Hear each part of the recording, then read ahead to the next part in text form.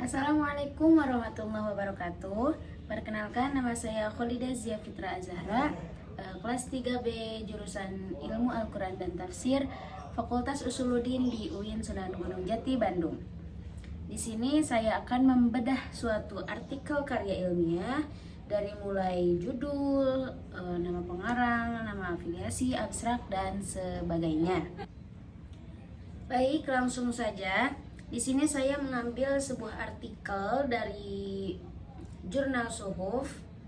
Nah, langsung saja saya akan membedah dari pertama dari judul. Nah, di sini judulnya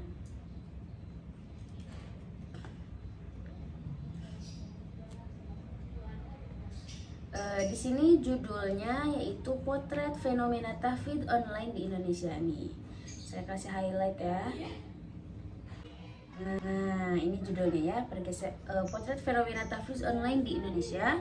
Kemudian pergeseran tradisi menghafal Al-Quran dari sorogan ke virtual. Ini sampai sini ya.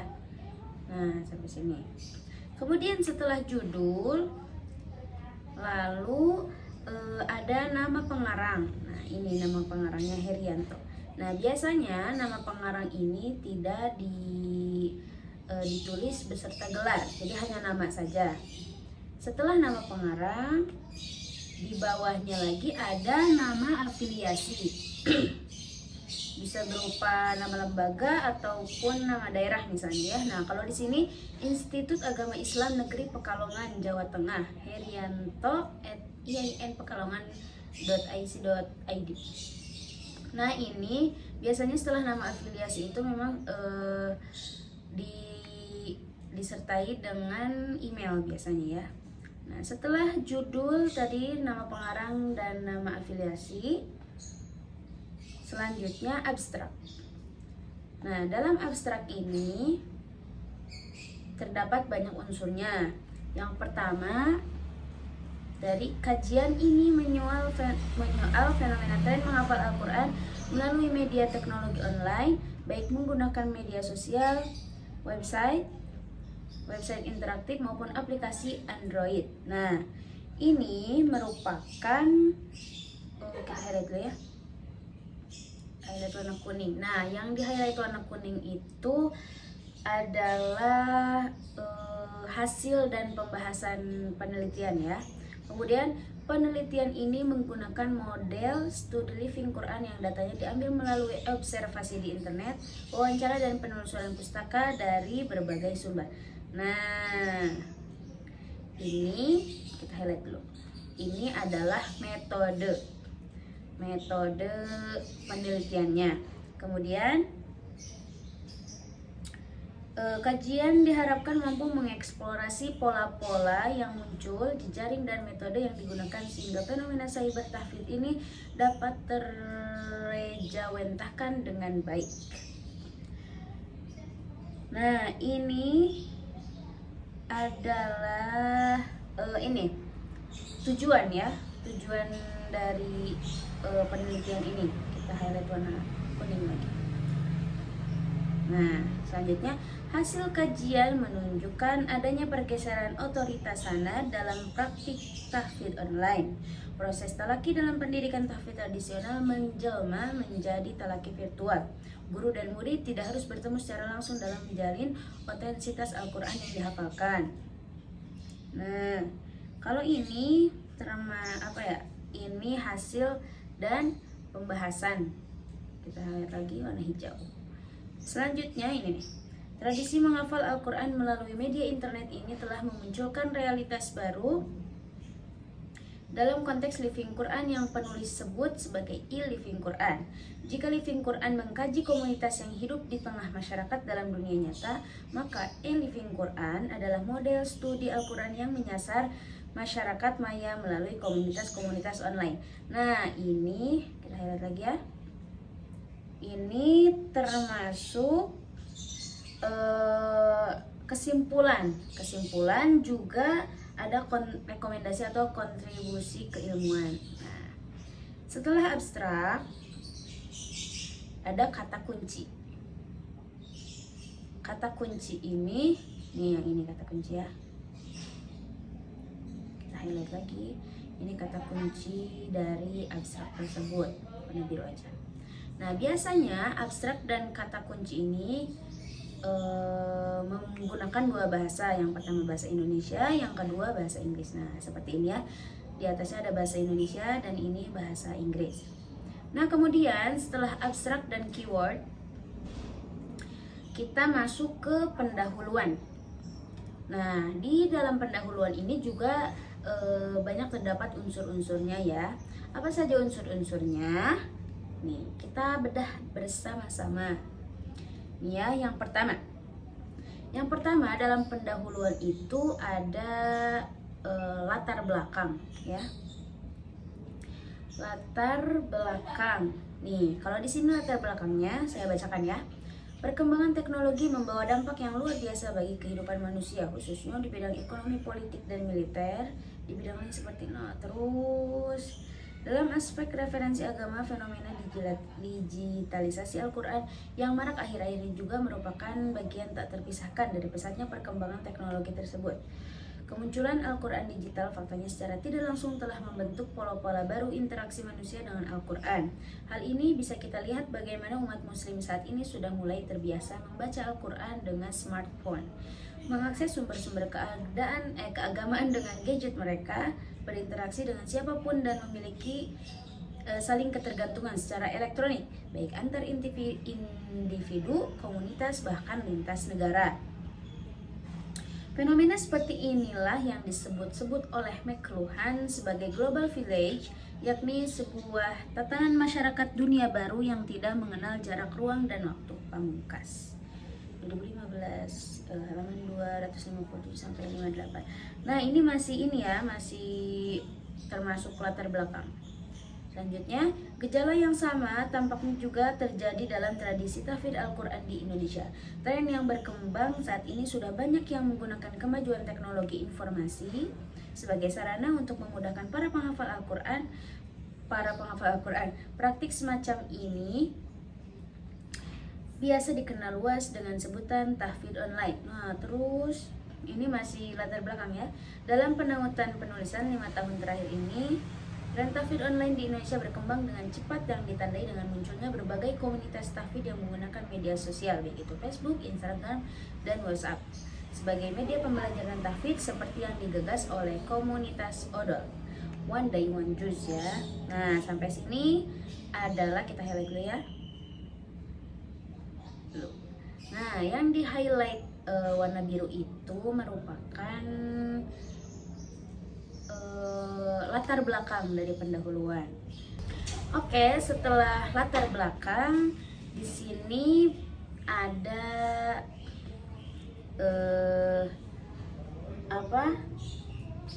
penelitian terdahulu. Nah, kalau penelitian terdahulu, tulisan ini sedikit banyak akan membedah fenomena tersebut dengan berupaya untuk mengeksplorasi lebih dalam terkait pola dan metode yang digunakan dalam program tahfidz online. Sejauh pengamatan penulis, tema ini belum begitu mendapat perhatian yang serius dari para pengkaji Al-Quran. Nah, kajian lebih banyak menyoal tentang fenomena tahfidz dalam perspektif pendidikan secara umum sebagaimana yang dilakukan oleh Zulfitria, Sugiyati, Ulfiah, dan Darsono, Keswara, dan lain. Sampai sini dalam perspektif psikologi, fenomena tahfidz juga pernah dikaji oleh Putri. Nah, ini masih nih yang warna biru ini masih metode penelitian.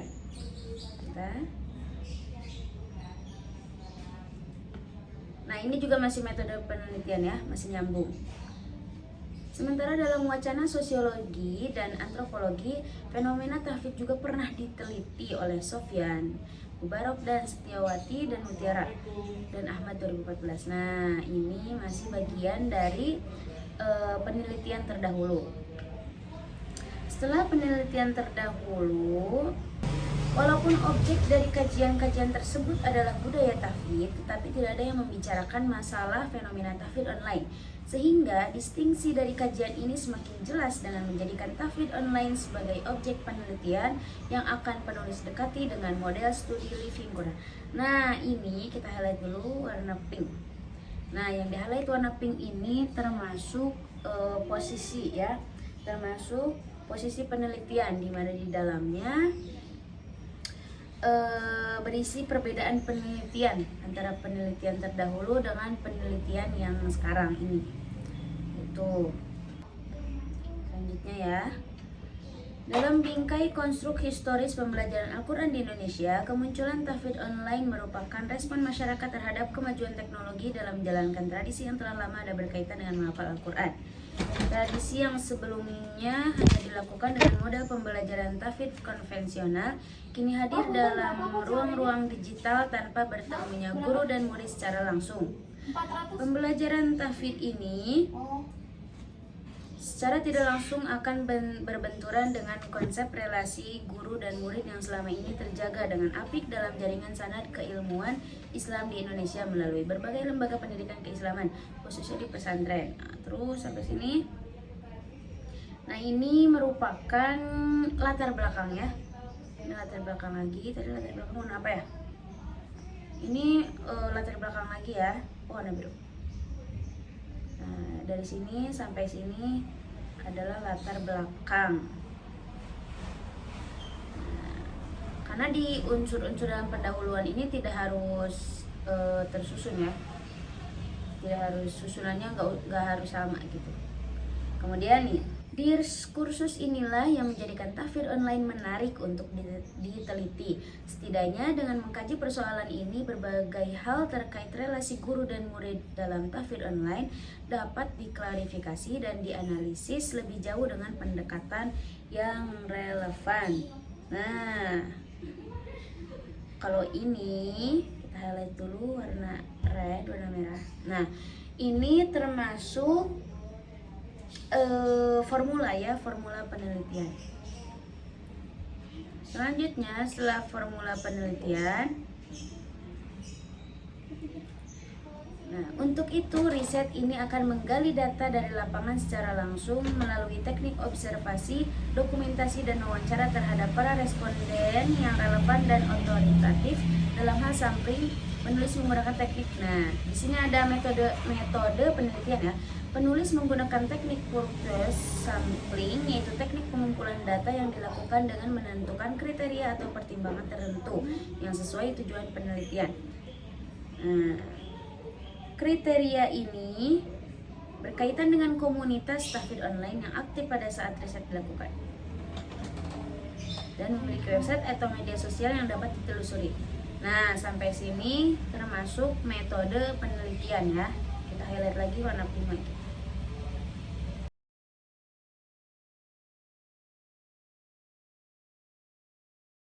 Oke, kita lanjut setelah tadi ya metode penelitian. Nah, selanjutnya ini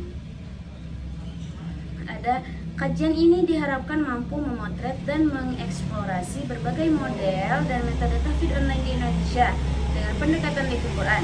Selain sebagai model studi Al-Quran, Living Quran juga lazim digunakan sebagai pisau analisis sekaligus. Nah, ini masih termasuk ini ya, termasuk hasil formula atau tujuan penelitian. Nah, sudah ya, pendahuluan sudah beres. Tadi yang biru ini adalah latar belakang. Terus latar belakang sampai sini. Kemudian yang ini dilanjut penelitian terdahulu sampai sini. Kemudian ini adalah posisi penelitian. Kemudian ini latar belakang. Setelah latar belakang, ini adalah formula penelitian atau tujuan. Setelah itu dilanjut metode penelitiannya. Setelah metode, di sini ada formula penelitian lagi sampai beres. Nah, setelah membedah tadi unsur-unsur dalam penelitian, saya akan menjelaskan sedikit tentang metode ya, metode penelitian. Nah, ini yang berhighlight warna ungu ya. Metode penelitian itu ada banyak, dan yang digunakan oleh artikel ini yaitu melalui teknik observasi, dokumentasi, dan wawancara terhadap para responden yang relevan dan otoratif. Dalam hal sampling, penulis menggunakan teknik purposive sampling, yaitu teknik pengumpulan data yang dilakukan dengan menentukan kriteria atau pertimbangan tertentu yang sesuai tujuan penelitian. Nah, ini termasuk merupakan bagian dari metode penelitian, begitu ya. Nah, itu dia teman-teman unsur-unsur dari sebuah artikel yang sudah kami bedah ya, yang sudah saya bedah. Kurang lebihnya saya mohon maaf. Semoga bermanfaat bagi kalian yang akan membuat sebuah artikel. Wassalamualaikum warahmatullahi wabarakatuh.